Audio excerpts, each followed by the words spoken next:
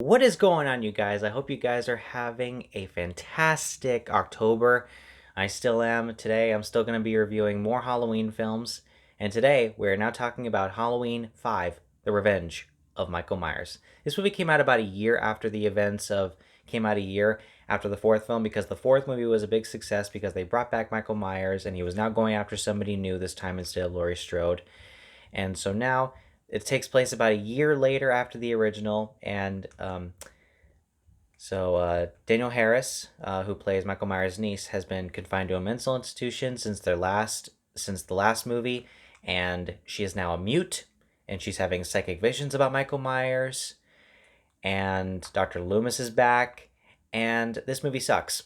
Yeah, I fucking hate Halloween 5, The Revenge of Michael Myers. I think this is one of the worst Halloween films ever made. It might actually be the worst. It's kind of on par with Resurrection, but we'll get there eventually.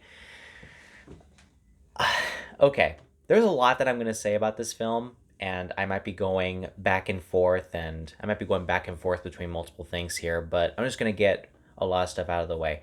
For one thing, I'm going to say the way Halloween 4 ended, which I'm sorry I didn't touch on this in my Halloween 4 review because I did not think of it originally. This movie ended on such a great note that I was really anticipating what this movie was going to be like because it ends with what looks like maybe the evil has been passed on from Michael Myers to his niece, and there's a scene where that's kind of a kind of recreation of the events of the first Halloween where she puts on the clown mask and she's holding like a pair of scissors in her hand and she's gets killed her nanny, and then Dr. Loomis is looking up at the stairs at her and she's got all this blood all over her costume and he's like screaming because it's like he's looking the devil right in the face, and it's so amazing. It was such a great ending, and I was like, "Oh wow, I'm actually interested in seeing where they go with this." And quite frankly, they did not do anything to make me excited for this movie because this film abandons that idea completely. There is not a hint at all of what went on with Halloween 4 because apparently she's been confined to a mental institution and she's now a mute, and she's not even evil, but she is having psychic visions with Michael, like she's doing things that Michael Myers is doing in the real world. It's like she's somehow connected to him in some way, and it's stupid. It's a stupid idea. I don't know where they came up with this idea and how it got approved, but it is so bad. That part I don't like about the movie. Another thing I don't like about the film is actually Donald Pleasance this time. Donald Pleasance was amazing in the first Halloween. Like, that's his best performance by a long shot. Halloween 2, he was also pretty good. I still liked him. Halloween 4, also good. I still liked him. This movie, it's horrible. He literally is like a creepy old man. Like he's begging Danielle Harris to tell him where Michael is, and he just comes off as creepy. Like he's not acting like a professional anymore, and I don't get where that came from. And some people could defend it and say, "Oh, it's because he's scared and he wants to help and he wants to really try to find this evil before it can attack again."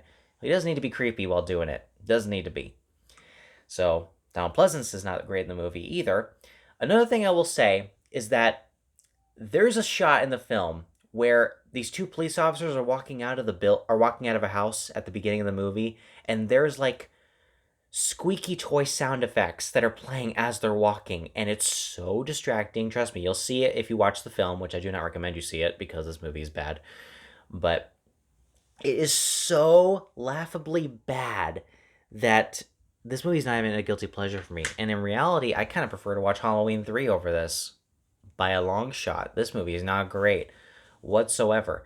I don't think that the people who saw this film really saw Halloween 4 or paid attention to the ending, or maybe they forgot and just didn't know what to do with it. So I was really like on the fence as to like how could this movie get so bad to the point where they can't even remember. Like, if normally when you make a sequel to a movie, it has to, if you're making a sequel to Halloween, normally part of it has to take place right where the last one left off to kind of perform like this continuity thing. And it's like, oh yeah, you could binge watch all three of these in one night because it all takes place over one night or something. Kind of like that.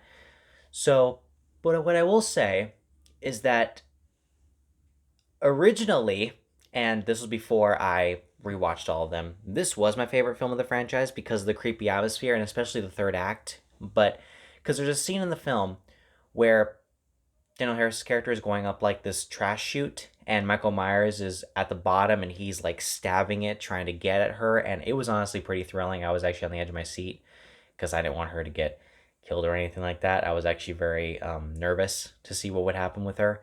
So that scene was pretty good. But I will say that's actually the only positive I can give to this movie. And also, I think the babysitter character, I can't remember what her name is, but she's like one of the worst characters in the entire franchise. She's unmemorable, she's unlikable, and I don't want to ever see her again. And because I think she does die in this film, and I'm actually glad she did because I don't have to ever see her again. This There's a scene at the end of the movie where Dr. Loomis is telling Michael to go to the house, to his childhood house, and he's saying, "Well, that they're gonna wait for him there." Like, why would Michael Myers choose to show up anyway? Like, I don't get why he would just show up. Like, it's like, why? Why would he show up there? Like, it just doesn't make sense to me. I don't get why he just would show up there, and even especially because Dr. Loomis said, "Oh yeah, we're gonna be waiting for you there." It's like, okay, maybe I won't show up. If I was Michael Myers, I probably wouldn't have shown up. And by the way, if you watch this movie, Michael Myers' childhood home looks nothing like the one from the original movie. Nothing like it. It looks nothing like that original house. It's completely different. It is creepy, but it's still not a great house to look at. And it's definitely not, like, they didn't, like, even that continuity thing they couldn't come up with. Like, they didn't continue right from where the fourth one left off, or continue that segment where, you know, it looked like Danielle Harris was actually evil now because of the evil being passed on from Michael. They didn't continue that, and plus they didn't even do the same house. So that sucks as well. So guys, like I said, Halloween 5, it's one of the worst Halloween films I've ever seen.